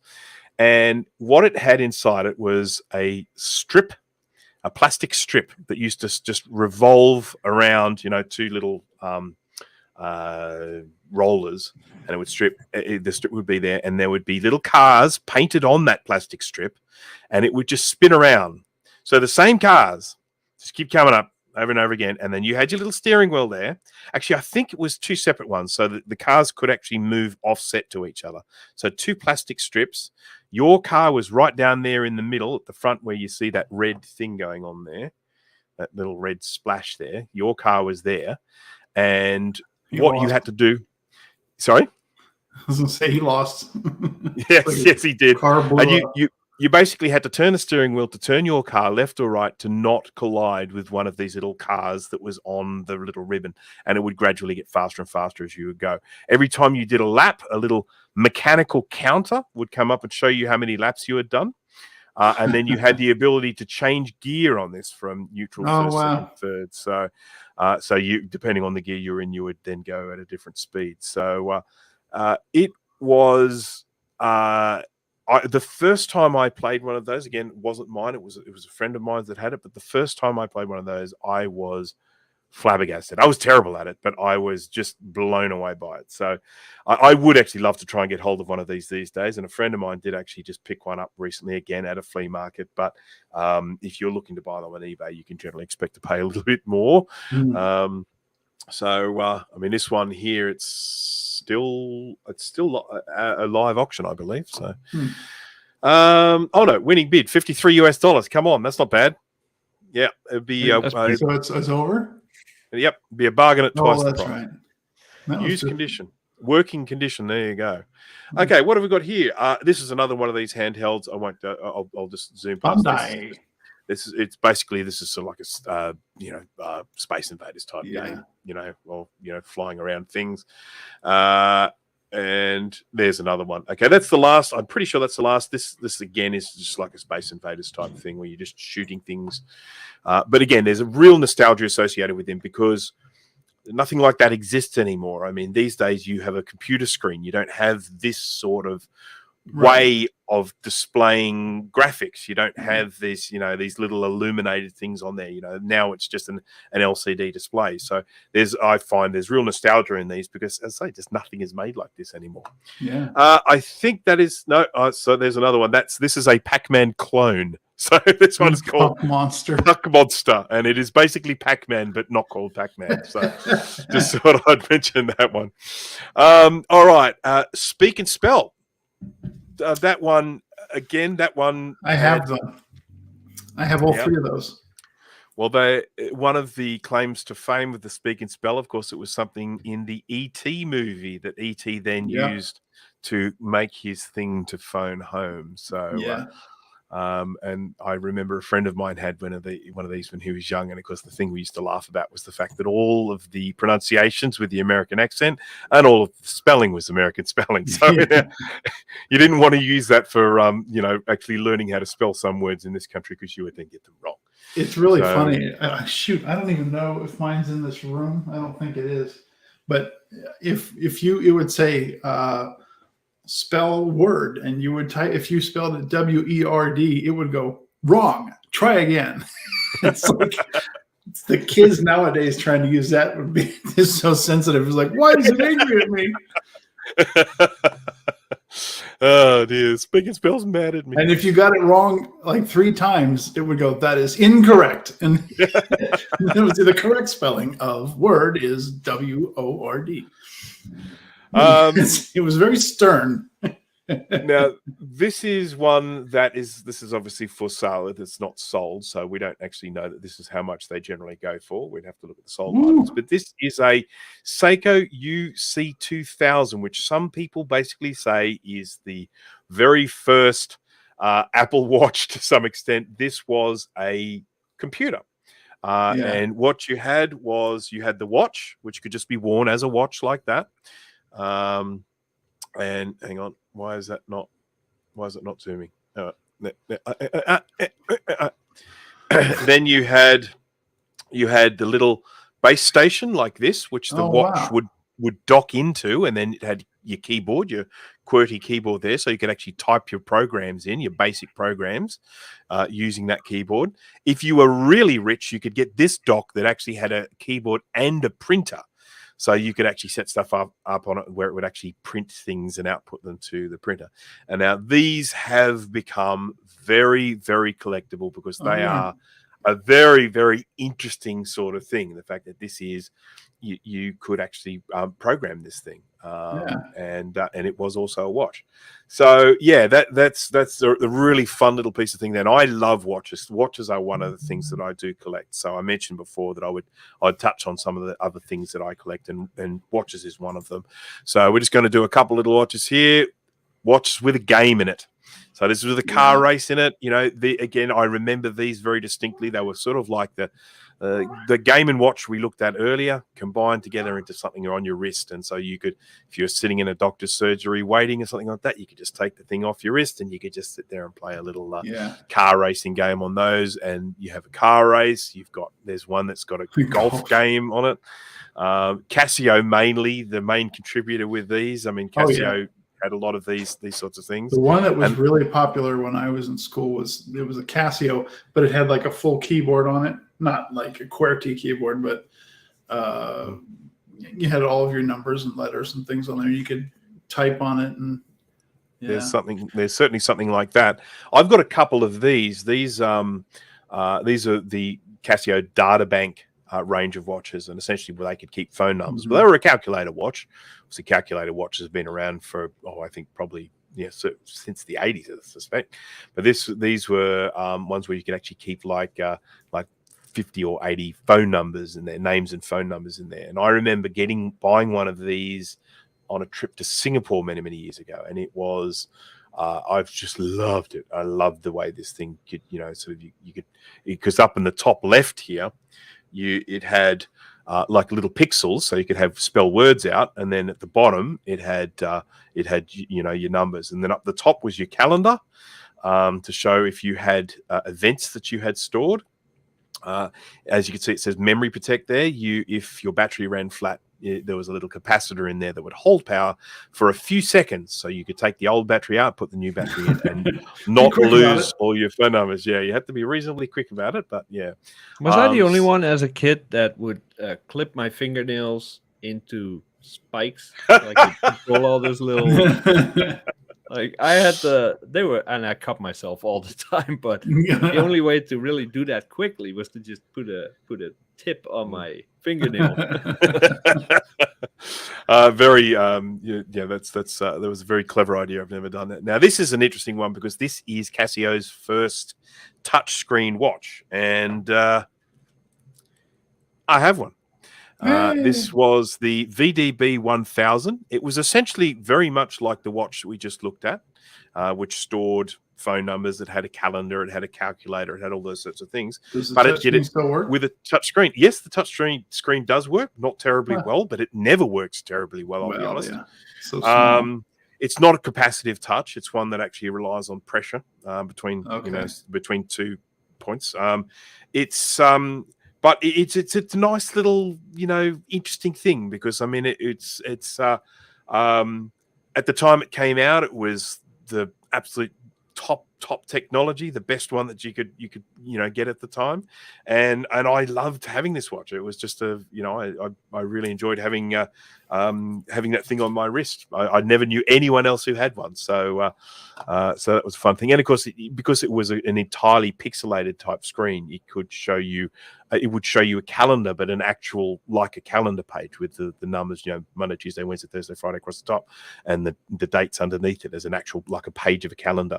And when you did world time, it actually showed you a world map, and then would scroll across the world map showing all the different times of the different locations around the world. So, really sort of fun sort of thing. So again, I think quite a nice collectible item. This is the Casio watch that also worked as a remote control, television remote control, a universal remote. You could actually program this to work with your television or VCR or whatever, and you could change channels with it and turn it off and on, all that sort of stuff. So this was quite a cute one, as you can see, a little on the bulky side, but nonetheless, it did actually work as a universal remote control. And I think that's it. That's the lot. So that was all of them. So I just wanted to, go through some of those sorts of things that have, become quite collectible and just, point them out. We are getting close to getting finished, but we have one last little thing that I just want to do here. It won't take us long. Thank you to everyone who has stuck around. We are going to have a look at, okay, so we are going to have a look at some things that have become collectible because they became famous. So let's just have a quick look at this, and we're going to have a little bit of a chat about these things. I'm going to just bring some clips up on the screen, and then we're going to have a little talk about them. So I'm going to start with this one here. I hope most people will recognize this.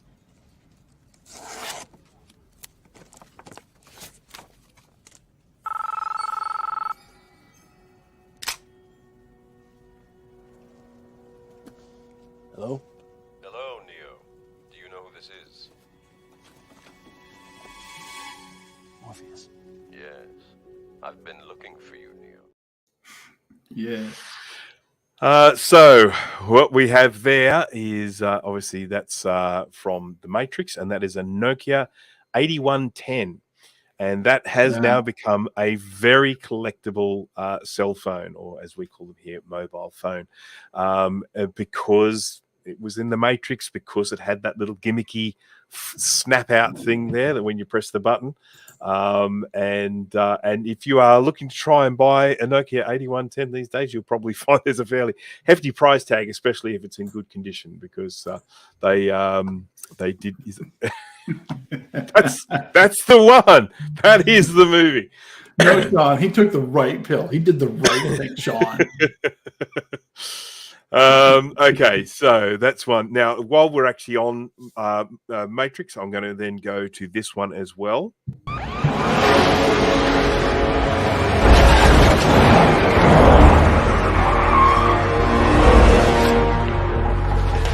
Operator, get us out of here, Link. That won't be easy, sir. I know. Now, what we had there was only a very small cameo, but that was a Samsung SPH N270 mobile phone. No, I never actually saw one of those. I've seen the other one, but not one of those. It is I think it looks cooler. Yeah, it does. It looks really cool. It's got these little metal bits on the side, and it does, the speaker pops up the top and everything like that. And it is a really cool looking phone. And I can definitely understand people wanting to collect those for nostalgia. But again, because they weren't a big seller, they didn't actually sell many of those at the time, I don't think. And you know, Samsung might sell a lot of phones now, but they didn't back then. They do go for a really hefty price tag. So if you're after a SPH N270 cell phone, you expect to part with a fair bit of money to get one. But did you already cover all the videos? Nope. Two. Oh, okay. Yeah. So now we're going to have a look at this one, and again, see if, I'm sure you should all recognize the movie. Please insert your stolen card now.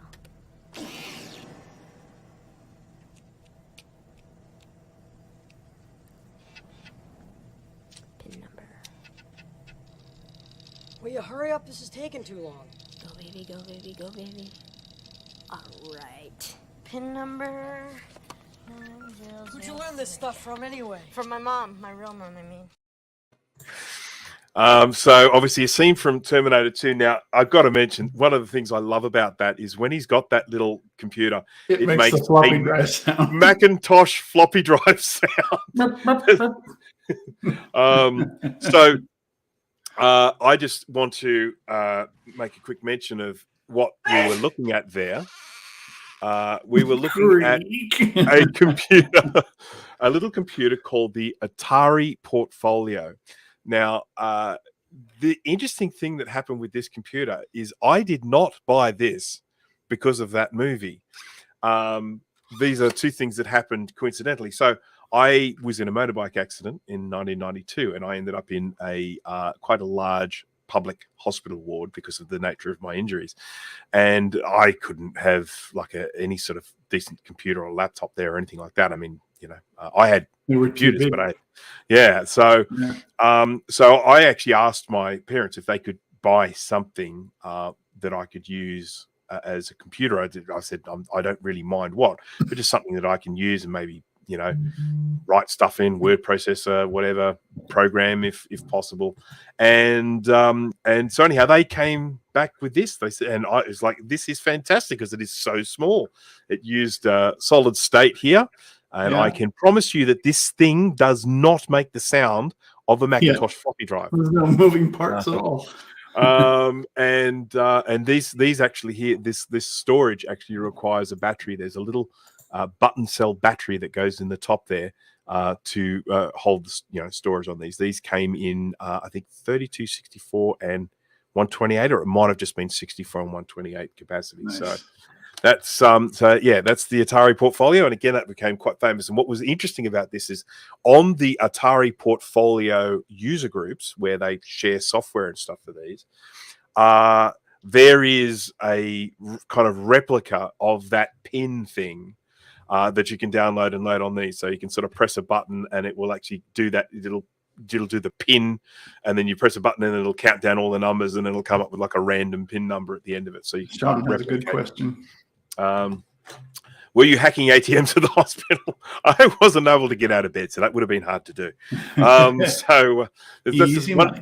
That's the one of the things with hip injuries. It's like that you have to stay in bed the entire time you're mending because you can't stand Wi-Fi up. first. Yes. The What's Wi-Fi. that? Yeah, this kind of predates Wi-Fi. So, okay, that's we've got our little Terminator 2 there. Now, of course, this one here for the Mac users, we should all remember this one. There's nothing I can do. The captain says we gotta go. We gotta go. No, listen, you gotta give me the time. I did a test run on this thing. It took me 20 minutes. I thought it could maybe push to 18, but you gotta give me at least 15 minutes. Give me the 15 minutes. No promises.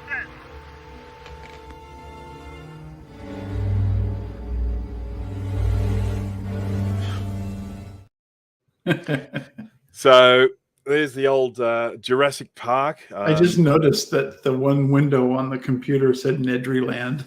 It did, and within Nedryland, I mean, if you actually freeze the frame from the movie, you can make out the name of every single file there, and I mean, some of it there's like Macintosh basics. I mean, it's like there's all sorts of bits and pieces there, and there's like I think there might even be a SCSI some sort of SCSI software on there.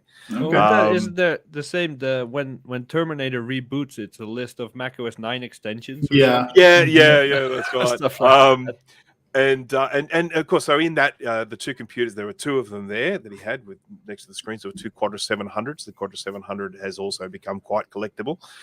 Another reason for the Quadra 700 becoming collectible is it's one that doesn't suffer from the same failures as some of the computers made at the same time because it didn't have any surface mount electrolytic capacitors. And it was the very first Mac that came out with a 68040 CPU. So again, collectible for various reasons, but certainly one of the biggest reasons why everyone seems to like the Quadra 700 and they go for obscene amounts of money these days is because they did have that cameo in Jurassic Park. So, bonus question for Bruce. Yes. What kind of watch was Nedry wearing? Oh, shizzle. I don't know. I didn't notice. You might have to play the clip again. I'm going to have to play it again, aren't I? The experts. We're already demonetized. There's nothing I can do. The captain says we gotta go. We gotta go. No, listen, you gotta give me the time. I did a test run on this thing. It took me 20 minutes. I thought it could maybe push to 18, but yeah, I see it. That's a Casio calculator watch. Yeah. And I think I even have that watch. So, So anyhow, that's just a little bit of fun for everyone. And now his whole office there was a treasure trove of vintage goodies. Oh yeah, there is a site somewhere that talks about every piece of hardware that's in there, and there's some amazing things there. It would be wonderful to get hold of all of those. And of course, the other thing that we always love about that scene was that he's meant to be watching a live view of a camera, and it is very clearly with the scrubber at the bottom. It is very clearly just a QuickTime movie player. To be fair, when I was 7 or however old I was when that movie came out, I didn't know that. Now this one here, I'm going to play. This is the last one that we've got here of these sort of tech cameos. And in this one, it's fairly quick. That's how the movie is, but you still definitely can see what it is. Sir, my fault.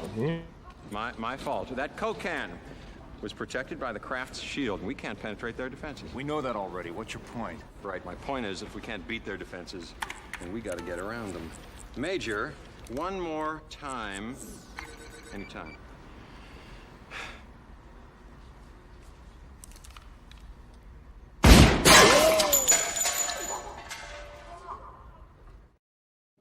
How'd you do that?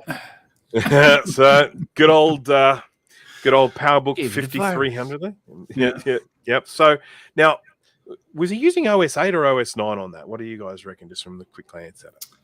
That was 1994, so OS 8. Okay. Yep. No. So we are pretty pleased that the alien spaceships were OS 8 compatible, because we would have been royally rooted if they were not. So if that ship didn't have an ADB port, we'd all be screwed.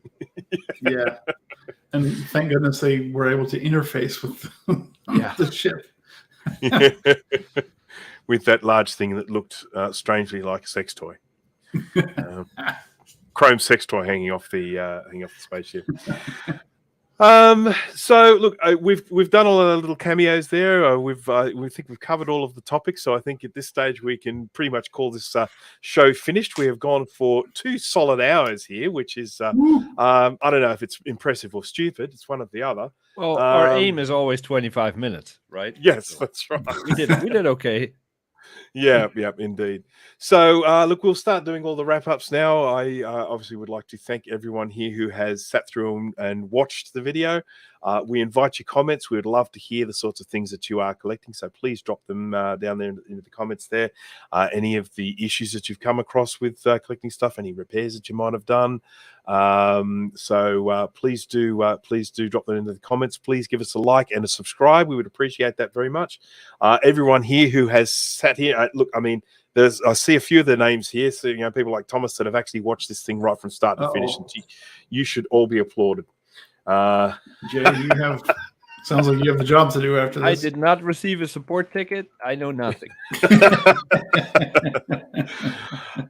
So anyhow, look, again, thank you everyone. Thank you for joining us. Thank you for keeping the chat active and lively. And we are probably going to be back to a pre-recorded format for the next show. I think we haven't actually thought that far ahead, but I think we will. But do expect more live streams in the future. When we find a topic that we think is going to be good fun for people to be part of, we will be doing live streams of them. So thanks again to everyone, and we will see you next time. So bye-bye. See you later. End broadcast.